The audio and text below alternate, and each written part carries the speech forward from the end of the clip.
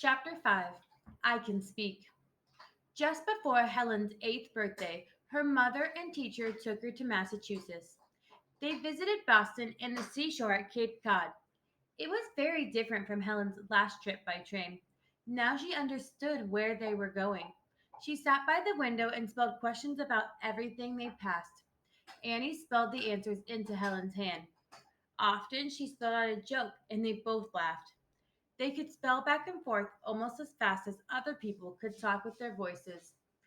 Helen had brought her favorite doll, Nancy, and some of her Braille books. When her mother and Annie wanted to rest, Helen curled up with Nancy and read a story to herself. Once a friend asked Helen why she loved books so much. Because they tell me about things I cannot see, Helen answered, and they are never tired or troubled like people. At the seashore, Helen could not wait to run to the beach. The sand was warm on her feet. She felt the roar and crash of the sea and jumped with excitement. Before Annie could stop her, she ran straight into a big wave. She tumbled head over heels and came out sputtering. Who put salt in the water? Helen spelled. Her mother and Annie laughed. Soon Helen could jump through waves safely. When summer ended, Mrs. Keller went home. Helen and Annie stayed in Boston.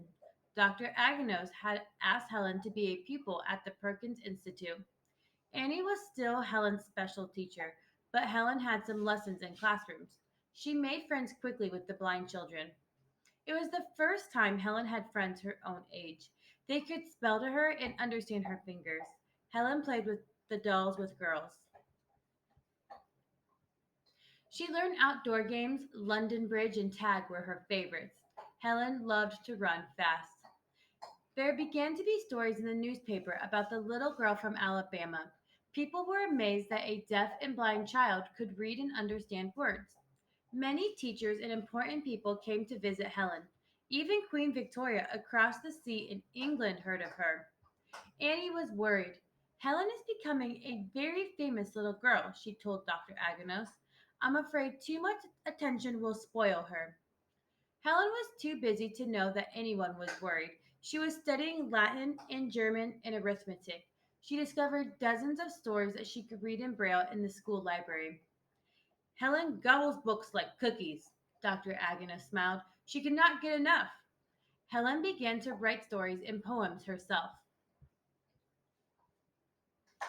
When winter came, Helen helped the other children make snowmen. She loved coasting and tobogganing. In Helen's second year at Perkins School, she heard of a little blind deaf boy named Tommy Stringer. He had no family and no one to teach him. We must help him, Helen spelled to Annie. They gave a party to raise money to help bring Tommy to the Perkins School. Helen was his special friend. When Tommy learned to spell his first words, Helen was proud of him. When Helen was 10 years old, she had a new hope. She heard that a blind deaf girl in Norway had been taught to use her own voice and speak clearly. Helen wanted to learn to speak herself. Miss Sarah Fuller gave Helen lessons. She was a teacher at the Horace Mann School for the Deaf in Boston. First, Helen would put her hand on Miss Fuller's face when she talked. Then Helen would try to copy the way Miss Fuller's lips and tongue moved. It was hard work.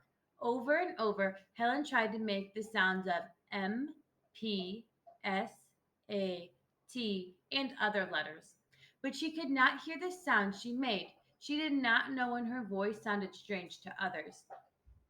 After each lesson, Helen practiced with Annie. At last, one day, she could speak a whole sentence that Annie could understand. They were both overjoyed. Helen was going home for vacation. She could not wait to show her family that she could truly speak. On the train to Alabama, she practiced saying, "Hello, Father and Mother. Hello, Mildred."